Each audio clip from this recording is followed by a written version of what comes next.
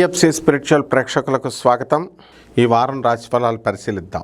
ఓం ధ్యాయేత్ పద్మాసనస్థాం వికసితవదనాం పద్మపత్రాయతాక్షీం హేమాభాం పీతవస్త్రాం కరకలదల సద్దేమ పద్మాం వరాంగీం సర్వాలంకారయుక్తాం సకలముభయధాం భక్తనం రాం భవానీం శ్రీవిభ్యాం శాంతమూర్తిం సకల సురనతాం సర్వసంపత్ప్రదాత్రీం.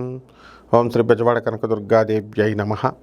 శ్రీ దుర్గామల్లీశ్వరాభ్యాం నమః. ఇంద్రకిలాద్రి. ఈ వారం మనకి ఈ గ్రహాలన్నీ కూడా ఏ ఏ రాశుల్లో ఉన్నాయో ఒకసారి చూద్దాం.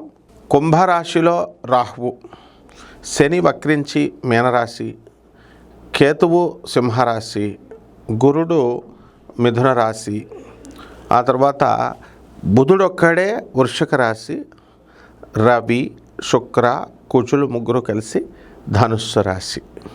ఈ విధంగా ఈ యొక్క రాశుల్లో ఉన్నారు. దాన్ని బట్టి ద్వాదశ రాశుల వారికి కూడా ఒక్కొక్క రాశి వారికి ఏ విధంగా ఉంటుందో, ఏ విధమైన ఫలితాలు ఇస్తారో చూద్దాం.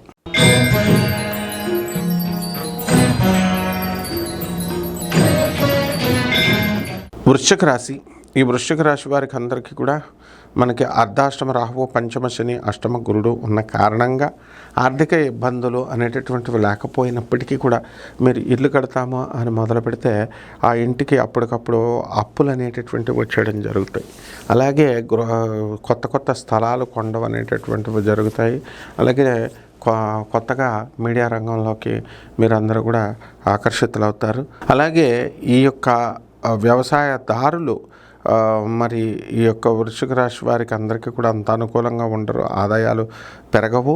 అలాగే పిల్లలు కూడా చాలా ఇబ్బంది పాలు చేస్తూ ఉంటారనమాట ఈ వృశ్చిక రాశి వారికి. అయితే వృశ్చిక రాశి వారు భర్తలతో కలిసి ఉన్నప్పుడు వారి యొక్క విలువ తెలిసి ఉండేది కాదు. మరి ఇప్పుడు భర్త మరణించిన తర్వాత అరే అనవసరంగా ఇలా జరుగుతుంది అని చెప్పేసి ఇప్పుడు బాధపడుతూ ఉంటారు. కాబట్టి ఏదైనా సరే ఈ యొక్క వృశ్చిక రాశి వారికి ఇప్పుడు చెడ్డ స్నేహితులతో మీకు పరిచయాలు ఏర్పడతాయా, అందువల్ల డిస్ట్రాక్షన్స్ ఎక్కువ అవడానికి అవకాశాలు ఉంటాయి. కాబట్టి ఇవన్నీ కూడా తగ్గించుకుంటూ మీరు వృశ్చిక రాశి వాళ్ళు ముందుకు వెళ్తూ ఉండాలి. కష్టపడి పని చేసుకుంటారు, కానీ ఫలితం వచ్చేసరికి అది వదిలేసి వెళ్ళిపోవడం అనేటటువంటిది జరుగుతూ ఉంటుంది. కాబట్టి ఈ యొక్క వృశ్చిక రాశి వారికి అందరికీ కూడా మీకు కావాల్సినటువంటి number lucky number 9, lucky colour ఎరుపు, అండ్ లక్కీ యొక్క మా దేవుడు వచ్చేసరికి సుబ్రహ్మణ్యేశ్వర స్వామి. ఆయనకి సంబంధించినటువంటి మంత్రం ఓం శరవణ భవ.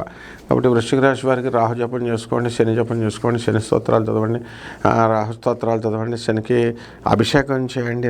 రాహుకి శనీశ్వరుడు రావి చుట్టూ తిరుగుతూ ఓం రాహవే నమః, ఓం శనేశ్వరాయ నమః అంటూ జపం చేసుకోండి.